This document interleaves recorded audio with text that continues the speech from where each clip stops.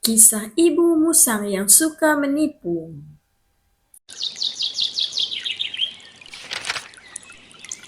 Di sebuah hutan rimba, tinggal seekor ibu musang bersama 2 ekor anaknya. Ibu musang sangat menyayangi anak-anaknya itu. Walaupun ibu musang penyayang, tetapi dia mempunyai satu tabiat buruk, iaitu suka menipu. Ibu musang suka pergi ke tepi sungai untuk mencari pelbagai idea tipu hela. Hampir kesemua haiwan di hutan rimba telah ditipu olehnya. Suatu pagi, ibu musang pergi ke rumah Arnab Putih dan berkata, "Arnab, ada halang besar datang. Cepat sembunyi. Beri aku semua lobak kamu supaya aku boleh selamatkan." Arnab Putih mempercayai kata-kata ibu musang itu, lalu menyerahkan sebakul lobak kepadanya. Arnab berkata, "Ibu musang, tolong ya simpankan makanan ini. Jangan risau, aku akan menyimpannya dengan baik sekali," jawab ibu musang dan berlalu pergi. Tidak lama kemudian, ibu musang berhenti di bawah pokok dan memakan lobak-lobak itu sehingga kekenyangan. Dia menyimpan lebihan lobak untuk diberikan kepada anak-anaknya nanti. Rupa-rupanya, perbuatannya itu diperhatikan oleh sang Arnab yang telah mengekorinya dari tadi. Arnab berasa sangat marah dengan sikap ibu musang itu. Dia telah ditipu oleh ibu musang.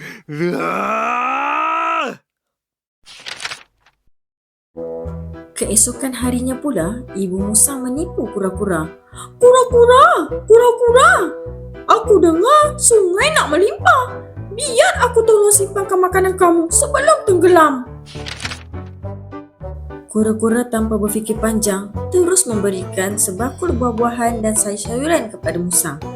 Kura-kura risau jika air sungai melimpah, sukar untuknya mencari makanan lagi.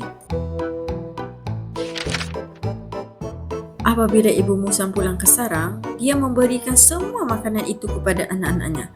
Anak-anak musang sungguh gembira menikmati makanan-makanan yang lazat itu. Di suatu petang, Arnab terjumpa kura-kura. Mereka berbual mengenai ibu musang yang telah menipu mereka. Arnab dan kura-kura sangat kecewa dan bercadang untuk tidak berkawan dengan ibu musang lagi.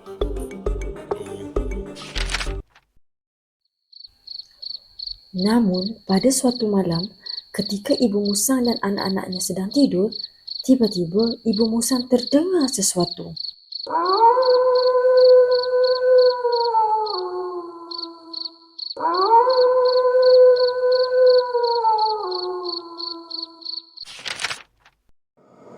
Ibu musang berasa cemas.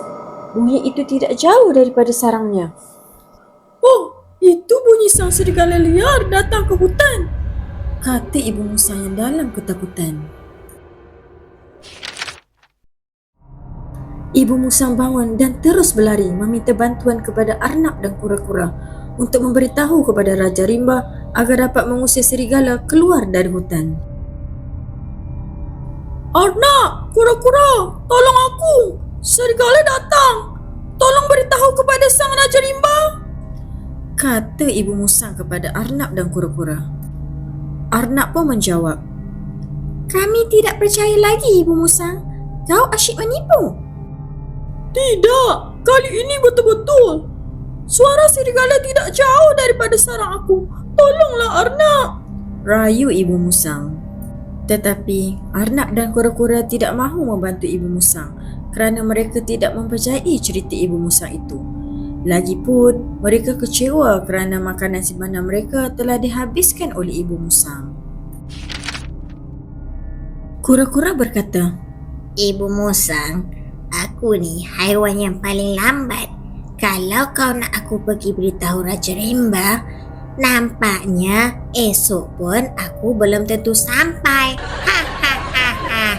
Sudahlah, kami tetap tidak percaya," tegas kura-kura. Arnab berkata lagi, "Kenapa ibu musang tidak pergi beritahu sendiri kepada Raja Rimba?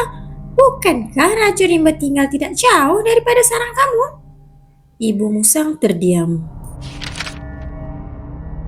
Mana mungkin Sang Raja Rimba membenci Ibu Musang kalau Ibu Musang juga pernah menipu Raja Rimba. Perli si kura-kura lagi. Ibu musang tertunduk malu.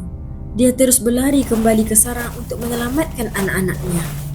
Namun, kesemua anaknya telah dimakan oleh serigala. Ibu musang merasa amat sedih. Anak-anak kesayangannya telah mati dibaham oleh serigala. Ibu musang merasa sangat sedih. Dia menangis kesedihan. Dia tiada tempat mengadu. Ibu musang pergi semula kepada Arnab dan kura-kura dengan perasaan sedih dan menyesal. Aku minta maaf. Menipu hanya buat semua kawan-kawan hilang kepercayaan kepadaku. Perbuatanku ini membuatkan aku kehilangan anak-anakku selama-lamanya. Maafkan aku, kawan-kawan, Kata ibu musang dengan sayu. Arnab dan kura-kura turut bersimpati dengan nasib ibu musang yang kehilangan anak-anaknya akibat daripada tabiatnya yang suka menipu. Kami maafkan kamu, tapi jangan ulang lagi, Kata Arnab. Ibu musang berjanji untuk tidak mengulangi tabiat buruknya itu lagi. Dia berharap agar Arnab dan kura-kura sudi menjadi kawannya.